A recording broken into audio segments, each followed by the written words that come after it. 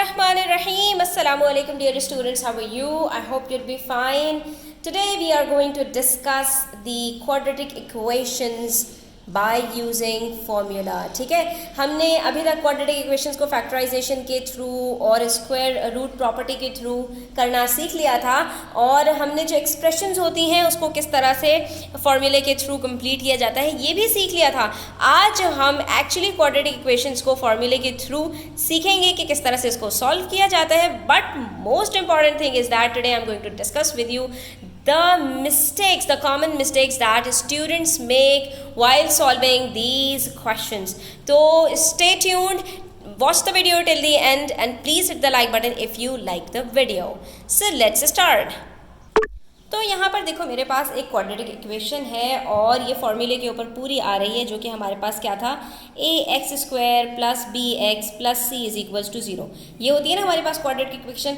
तो इसके अंदर अगर आप देखो तो ये x हमारे पास वेरिएबल होता है और एग्जैक्टली ऐसे ही हमारे पास x² और फिर x के साथ है और a b c हमारे पास यहाँ पर रियल नंबर्स होते हैं जिसके अंदर a is always equals to other than 0। ठीक है, यानी कि a कभी भी हमारे पास यहाँ पर 0 नहीं होता है। ठीक है, तो अब यहाँ पर हम ये बात कर लेते हैं क्या ये जो हमारे पास वेरिएबल है x जिसकी पावर हमारे पास यहाँ पर जो सबसे ग्रेटर है वो स्क्वायर है, इसका मतलब है x की वैल्यूज़ 2 आने वाली है। तो क्या कोई और भी तरीका है कि जिससे हम ये x की वैल्यू यहाँ पर फाइंड आउट कर सकें? तो बिल्कुल यहाँ पर हमारे पास एक क्वाड्रेटिक फॉर्मूला होता है कि जिसकी मदद से हम यहाँ पर जो रियल नंबर्स हैं a b c यानी कि जो हमारे पास कोफिशिएंट्स और कांस्टेंट्स हैं उसको उस फॉर्मूले में पुट करें और अपने क्वेश्चन को सॉल्व कर लें। तो वो हमारे पास फॉर्मूला क्या है बच्चों? हम x की वैल्यू निकाल सकते हैं -b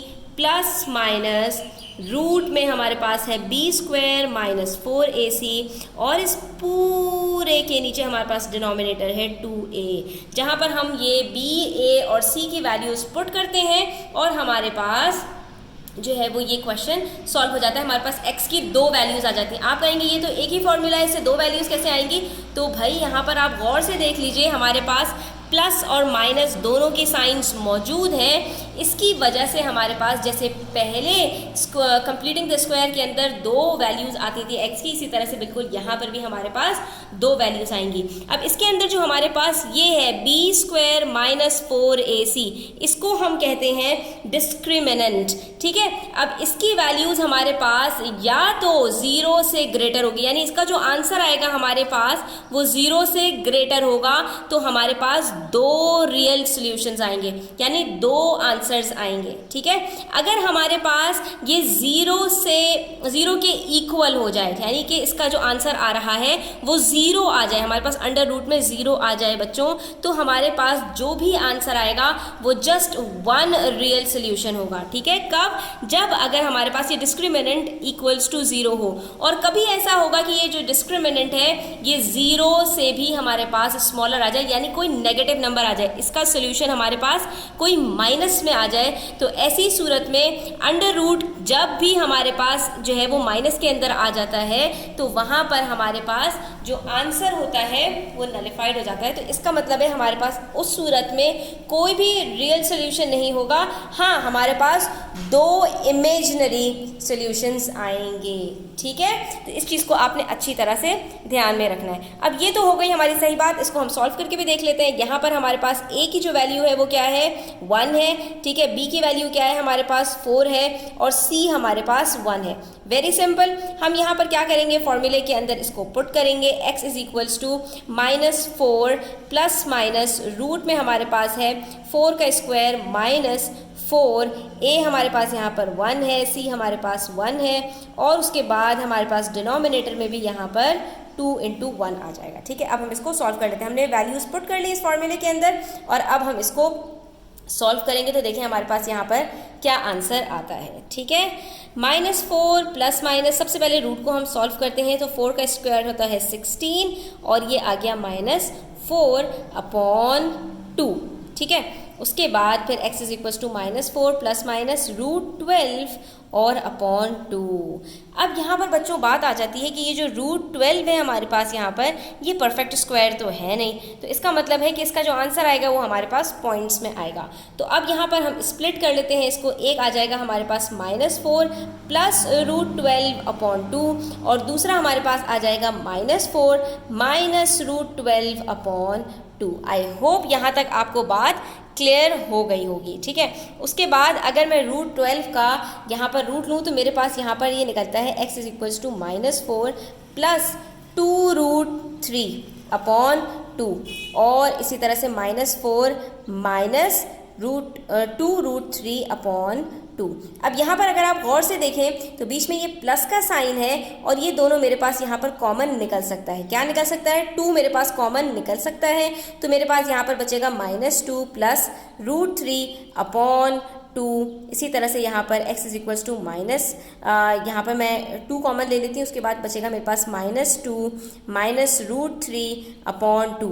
ये मैंने क्यों लिया? ताकि मेरे पास डिनोमिनेटर ख़त्म हो जाए, सिर्फ न्यूमरेटर बचे। तो एक वैल्यू मेरे पास आ रही है -2 प्लस √3 और दूसरी वैल्यू मेरे पास आ रही है -2 माइनस √3। ये आप देख सकते हैं यहाँ पर √3 हमारे पास 1.73 के इक्वल्स होता है और इस तरह से हमारे पास x की दो वैल्यूज़ आ गई -0.27 और -3.73। ये तो हो गया हमारे पास सोल्यूशन। हमने इसको सॉल्व करके देख लिया कि फॉर्मूले के अंदर हम पुट करते हैं तो हम किस तरह से इसको सॉल्व कर सकते हैं, ठीक है। अब कभी तो आपको सीधे सीधे क्वाड्रेटिक इक्वेशंस दी जाएंगी, ठीक है। आपने सिंपली क्या करना होगा कि a, b और c के वैल्यूज उठाओगे और फॉर्मूले में पुट कर दोगे। कभी कभी आपको सीधी सीधी नहीं दी जाएंगी, ठीक है। इक्वल्स टू 0 के साथ आपके पास इक्वेशंस नहीं होंगी, अलबत्ता आपके पास कभी कांस्टेंट दूसरी तरफ होगा, कभी आपके पास वेरिएबल दूसरी तरफ होगा और कभी स्क्वायर की वैल्यू ही आपके पास दूसरी तरफ चली जाएगी। तो आपने इसको रीअरेंज करना होगा, आपने उसको लेकर आना होगा लेफ्ट हैंड साइड के ऊपर और राइट हैंड साइड के ऊपर आप सिर्फ 0 रखेंगे। और इसी तरह से कभी आपके पास क्या होगा कि इक्वेशन को पहले आपने सॉल्व करना पड़ेगा। जैसे कि यहाँ पर आप देख सकते हो कि इन्होंने इक्वेशंस को सॉल्व ही करके नहीं दिया बल्कि आपको फैक्टर्स की सूरत में दे दिया है, ठीक है। आप इसको ओपन करोगे, पहले अच्छी तरह से इसको सॉल्व करोगे, इस फॉर्म में लेकर आओगे ax² plus bx plus c is equals to 0। यहाँ पर आप पहले इक्वेशन को यहाँ तक सॉल्व करने के बाद फिर जो आपके पास आंसर आएगा उसके अंदर आप a b c को फॉर्मूले के अंदर पुट करोगे, ठीक है। ये जो करेक्ट मेथड्स हैं वो आपको मैं यहाँ पर बता रही हूँ। बिल्कुल इसी तरह से यहाँ पर क्वेश्चन नंबर 4 के अंदर भी है, आपको पॉइंट्स के अंदर भी वो दे सकते हैं वैल्यूज। अब बात कर लेते हैं कि मिस्टेक्स क्या क्या होती हैं इसके अंदर। तो सबसे पहली जो बच्चों गलती आप लोग करते हैं ना वो ये करते हैं कि आप लोग इस चीज़ को इग्नोर कर देते हैं कि आपके पास ये जो 2a डिनोमिनेटर है, कभी कभी आप लोग क्या करते हैं कि आप लोग इसको समझते हैं कि सिर्फ ये -b के नीचे डिनोमिनेटर, यानी आप लोग इसको इस तरह से जो है वो ट्रीट करते हैं और इसको आप सेपरेट कर देते हैं। ये बिल्कुल गलत है, इससे आपका आंसर जो है वो रॉन्ग हो जाता है, ठीक है। तो आपने इस चीज़ को याद रखना है कि आपने सबसे पहले डिस्क्रिमिनेंट को जो है वो सॉल्व करना है। जो भी आपके पास आंसर आएगा अगर वो पॉजिटिव है तो 2 वैल्यूज निकलेंगी, अगर वो 0 है तो 1 वैल्यू निकलेगी और अगर वो माइनस में है तो आपके पास कोई भी आंसर रियल नहीं आएगा, ठीक है। लेकिन आपने सबसे पहले इसको सॉल्व करना है, अपने जो है वो क्या नाम है रूट को सॉल्व करने के बाद फिर आपके पास 2 वैल्यूज स्प्लिट हो जाएंगी और फिर आप क्या करेंगे -b के साथ एक जगह पर उसको ऐड करेंगे, दूसरी जगह पर सब्ट्रैक्ट करेंगे, जो भी आंसर आएगा उसको 2a के साथ आपने डिवाइड कर देना है, ठीक है। पहली गलती आप लोगों ने यहाँ पर ये देख ली। उसके बाद फिर दूसरी जो गलती आप लोग करते हैं वो ये माइनस साइन यहाँ पर है, यहाँ पर भी आपके पास माइनस साइन है और फिर ये स्क्वायर है, तो b अगर आपके पास नेगेटिव भी होगा इस रूट के अंदर आने के बाद जब b² आप करेंगे तो वो आपका जो माइनस साइन है वो ख़त्म हो जाएगा। इस चीज़ को अच्छी तरह से यहाँ पर नोट डाउन कर लो, ठीक है। और उसके बाद फिर बच्चे यहाँ पर आप लोग क्या गलती करते हो कि आप लोग जैसे यहाँ पर मेरे पास -4 प्लस √12 अपॉन 2 है ना, तो बच्चे यहाँ पर क्या गलती करेंगे कि इस 2 को इस 4 के साथ कट कर देंगे, वो इस चीज़ को इग्नोर कर देंगे कि बीच में प्लस का साइन मौजूद है। और जब भी हमारे पास न्यूमरेटर्स के अंदर टर्म्स प्लस माइनस हो रही होती हैं हम डिनोमिनेटर के साथ उसको अकेले कट नहीं कर सकते जब तक कि हम यहाँ पर कॉमन ना ले लें। हाँ, यहाँ पर मैंने कट क्यों किया? क्योंकि ये पूरे का कॉमन था तो इसने मुझे यहाँ पर डिनोमिनेटर के साथ कट कर दिया। तो इस चीज़ को भी आपने अच्छी तरह से ध्यान में रखना है। और एक और गलती जो बच्चे अक्सर करते हैं वो ये कि इस रेडिकल को सॉल्व करने के अंदर वो अक्सर घबरा जाते हैं। बच्चों यहाँ पर आपको सिंपल सी बात है, इस नंबर का स्क्वायर रूट चाहिए। अगर आपको कुछ समझ में नहीं आ रहा, कैलकुलेटर उठाइए, कैलकुलेट कर लीजिए। अगर आपको जो है वो नहीं कोई भी चीज़ समझ में आ रही, वरना आप क्या करें, एलसीएम ले लें। 12 का आपने एलसीएम लिया तो मेरे पास यहाँ पर आ रहा है 2 6 12, 2 3 6 और 3 1 3।